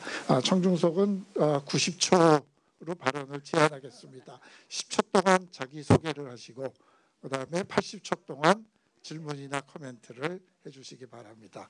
시간이 넘으면 사정없이 마이크를 뺏도록 하겠습니다. 예. 저는 제주 해녀문화보존회 장정혜 이사장입니다. I'm the president of the Haenyeo Cultural Association of Jeju Island. 여기 저 통역 들고 있습니다. 제주가 그 해녀문화가 그 유네스코 인류무형문화유산으로 지정되면서 가장 어떻게 보면 실질적인 과제는 두 가지라고 볼 수 있겠어요. 지속 가능한 어떤 모델이죠. 서스테이너블 모델인데, 지금 이제 해녀가 제주도에 약 은퇴 해녀와 현직 해녀 합쳐서 9,800명 정도 있는데, 그분들의 어떤 그 실질적인 지속 가능성을 담보하기 위해서는 차세대 교육을 통한 해녀의 그 미래 유산의 계승 이렇게 볼 수 있고 앞으로 이제 아까도 지금 트랜스내셔널하는 코퍼레이션 말씀하셨는데 해녀는 오히려 제주도 사람들도 좀 관심이 없습니다. 너무 친밀하기 때문에. 그러니까 이것을 어떤 글로벌한 어떤 트랜스내셔널한 코퍼레이션 통해서 좀 확대해가는 문화적인 실질적인 커뮤니케이션이 필요하다. 이제 그런 차원에서 우리 유네스코가 아까 결론이 빨라 안 난다고 최 교수님 참 처음에 답답해하셨다 그랬는데 한국 사람들이 성급한 결론에 너무 집착하는 것 같아요. 어떻게 보면 결론을 좀 유보한 어떤 문화적인 다양성을 인지하는 그런 신중한 어떤 그런 결론 유보성이 유네스코의 실제로는 경쟁력이죠. 그렇기 때문에 이런 부분에 앞으로 좀 우리 뮬러 부총장님 좀 함께 협력할 수 있으면 좋겠습니다. 그러기를 희망합니다. 네. 네, 감사합니다. 네, 또 네, 아까 신청하셨고요. 네, 안녕하세요. 두 번째, 세 번째 하고 마감하겠습니다. 고맙습니다. 저는 저 카테고리 2 무형유산센터 이치캡의 올해부터 사무총장을 맡았습니다. 그 전에는 물론 문화체육관광부에서 관광국장을 했고요. 저의 질문은 이제 두 분께 갑니다. 하나는 저 뮬러 선생님이랑 하나는 이제 강인욱 저 선생님께 가는데 우선 아까 말씀하신 무형 문화재가 결국은 어떤 내셔널리즘을 갖다가 좀 더 강화하는 게 아니겠느냐 그런 문제에 대해서 이제 상당히 동의하면서요. 그러다 보니까 이제 우리 한경구 선생님께서도 말씀하셨듯이 뭐 공동 등재라든지 여러 가지 이제 방법을 고안하고 있다 그렇게 하는데 항상 이런 문제가 있는 것 같아요. 어떤 현상에 대해서 이걸 갖다 좀 알리기 위해선 누군가가 촉발자 역할을 해야 되는데. 그러고 난 다음에 하다 보면 이게 기득권을 주장하게 돼버리거든요. 그러니까 그런 문제 어떤 조화를 어떻게 할 것인가 그거에 대한 질문이 있고 두 번째는 이제 우리 강현욱 교수님께서 저 중앙아시아의 실크로드에 대해서 말씀을 많이 하셨어요. 이게 과연 그들이 두려워하는 것은 자기네 정체성이나 아니면 문화의 오염 문제냐. 그럼에도 불구하고 어떤 확장성에 대한 욕심도 있을 것 같거든요. 그랬을 때 과연 우리는 어떻게 접근하는 게 좋겠는지 그렇게 말씀해 주시면 고맙겠습니다. 감사합니다. 예, 감사합니다. 저 손 그렇게 하고 네, 이쪽에 노란 옷 입은 분으로 해서 그렇게 해서 네 분으로 끝내겠습니다. 저희 5분 늦게 끝나도 아무도 안 죽죠? 예, 저 제주문화예술재단의 고영빈이라고 합니다. 유네스코의 역할 중에 좀 중요한 것 중에 하나가 어떤 문화적 다양성을 확산하는 건데 조금 역설적인지 모르겠지만 유네스코라는 조직이 점점 역할이 커지고 오히려 그런 거를 확장해 나가면 어떤 나라 간의 나라의 어떤 다양성이 좀 떨어지는 문제가 있지 않나 그런 생각이 들어요. 예를 들면 우리나라 유네스코 문화재가 등록된 문화재가 많지만 그게 꼭 다 한국의 문화재를 대표한다고 할 수 없고 문화라는 게 상당히 복잡하거든요. 그래서 하나의 어떤 세계적인 기구를 만들어서 그 역할을 하다 보면 오히려 다양성을 이제 확산하려고 하는데 오히려 우리가 보지 못했던 어떤 소수의 문화나 이런 게 좀 떨어질 수 있다는 어떤 의문이 드는데 그런 점에 대해서 어떻게 생각하시는지 좀 질문하고 싶습니다. 예, 감사합니다. 예, 마지막 질문 받겠습니다. 예, 저 마이크 갑니다. 예. 안녕하세요. 저는 캐나다에서 특수학을 작게나마 공부하고 있는 김유진이라고 합니다. 우연히 지하철에서 포럼에 대한 광고를 보고 혼자 오게 되었는데요. 제가 원래 경영학부에 있다가 특수학으로 옮기게 된 이유는 이제 꽃으로 비유를 하면 장미꽃이 있으면 위에서 보면 빨간색 장미밖에 보이지 않는데 밑에서 보면 가시 봉오리 다음에 꽃이 보이는 것처럼 그런 어떤 탑 다운과 그 바텀 업이 만나서 그 중간에서 화합될 수 있을 때 그러기 위해서는 이제 어떻게 보편적인 힘이 있는 그런 위에서 밑에 소수자들의 그 목소리를 필요할 때 목소리 낼 수 있는 그 어떻게 보면 커뮤니케이션 그 목소리들을 들어주실 때 그 변화가 일어날 수 있지 않을까 하는 생각이 들어서 그냥 작게 나눠봤습니다. 감사합니다. 네, 감사합니다. 근데 저희가 시간이 진짜 3분밖에 안 남았는데 지명을 받으신 두 선생님하고 그다음에 나 이 얘기 오늘 하지 않으면 집에 가서 잠을 못 자겠다 하시는 분은 안 계시죠? 네. 그러면 저 강 선생님 말씀하시고 멜레 선생님. 네. 예, 저 질문에 저희 중앙아시아 사람들 어떠한 정체성과 확장성에 대해 질문하셨는데요. 한마디로 중앙아시아의 수많은 보통 스탄 보통 그렇게 말하는데요. 그 스탄들은 근대에 만들어진 나라입니다. 그 국경들은 철저하게 소련이라고 하는 소비에트 연방이 자신들의 자의적으로 갈랐거든요. 원래 카자흐스탄 자체는 뜻이 원래 카자흐는 변방에 있는 오랑캐는 뜻이거든요. 근데 제일 커요. 그 장악하기 위해서. 그래서 근데 문제는 만들어진 국경에서 만들어진 정체성을 확보해야 되기 때문에 그래서 더더욱이 유네스코 세계문화유산이라는 것이 절실하게 다가오지 않았나 싶습니다. 그럼 이들에게 어떻게 확장성이 있을 수 있는가? 저는 이렇게 비워두고 싶습니다. 유네스코와 민족주의는요 반드시 같이 갈 수밖에 없습니다. 민족주의가 없었다면 유네스코는 나올 수 없었습니다. 하지만 저는 마치 아이가 자랄 때 이유식을 먹는 것 같다 생각합니다. 처음에 자랄 때 이유식을 먹여야 되거든요. 하지만 더 크고 난다면 이유식이 필요 없습니다. 한국은 지금 이유식이 필요 없는 단계라 생각이 들거든요.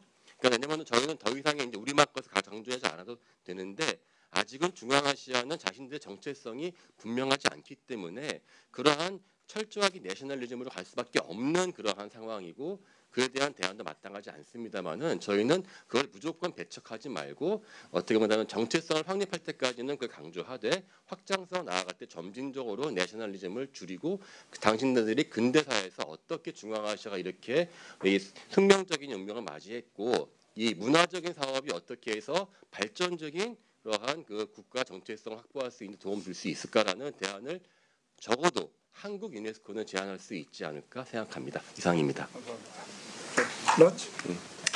Thank you very much. There were two questions posed to me from the women's divers of Jeju. Well, I think the important point that we all have to understand that registering some intangible heritage or some world heritage or biosphere reserve on a UNESCO list is not the end by itself. It's a starting point. It's a starting point for engagement both at the national level and also into international cooperation. And I think the important thing is that we have with the national commissions the exact systems here to ensure that UNESCO is not just an organization which is far away in Paris, but it's an entity which through the National Commission has the presence on the ground, closely related to all the partners in the country, ensuring, working with all the biosphere reserves, geoparks, World Heritage Sites, intangible heritage entries, such that they become multiplicators of the goals of UNESCO for sustainability, peace, and diversity, that there is a local benefit for the people involved, and that the traditions are handed on to the next generation, of course. But that's the important role that the National Commission can play in the country itself to ensure such processes, that the inscription into a UNESCO list is just a starting point. And the second point is that the National Commission can also have the important role that all these partners of UNESCO, civil society organizations, and all entries on the UNESCO list, that they become partners in the multilateral cooperation. That each of, for example, that's something that we try to promote in Germany, that each World Heritage Site, each biosphere reserve, etc., has partnerships with developing countries, real, stable, long-term partnerships, such that multilateral cooperation is something which is not just done by government and all some keen national institutions, but by everybody. That multilateralism is something that is the responsibility for all of us, and I think that the KNCU is doing a fantastic job, and I'm looking forward to our cooperation in the future. 감사합니다. 이렇게 해서 이제 오늘 그 플로어에서도 문제가 제기됐던 이제 이런 그 등재 사업이라든지 이런 것들이 그 혹시 한국 그 문화를 너무 단순하게 만들지 않느냐, 이제 이런 문제도 어떻게 보면 유네스코의 문화 다양성에 대한 논의의 굉장히 핵심적인 부분의 하나라고 생각을 합니다. 그러니까 이제 문화 다양성이라는 것이 여러 다른 이런 내셔널 컬처들이 만드는 다양성도 있지만 우리가 주목해야 될 것은 그 문화 안에도 굉장한 다양성이 있고, 문화 다양성을 보존한다는 것은 두 가지를 다 의미를 합니다. 다양성 자체를 어떻게 보존할 것인가. 그래서 이제 그런 고민들이 여러 가지 이제 유네스코 활동이 앞으로 계속 나타나리라 봅니다. 저희가 오늘 이제 내셔널 커미션의 역할에 대한 얘기를 많이 했는데 생각해 보니까 작년에 이 자리에서도 내셔널 커미션이 정말 유네스코 개혁을 위해서 중요하다는 얘기를 했던 것 같습니다. 그래서 어떻게 보면 그 이제 두 가지 주제가 작년하고 오늘이 다른 것 같았지만 굉장히 일관성이 있는 문제 제기가 아닌가. 오늘 못다 하신 얘기들은 점심 식사하면서 나누시기 바랍니다. 제가 시간을 조금 많이 써서 죄송합니다. 이걸로 심포지움 끝내겠습니다. 감사합니다. 네, 황경수 교수님과 참여해주신 모든 연사분들께 다시 한 번 더 감사의 박수 드립니다. 그럼 이것으로 2019년 유네스코 제주 포럼의 유네스코 세션을 마치겠습니다. 많은 관심과 참여해주신 모든 분들께 진심으로 감사드립니다. 네, 안녕하십시오.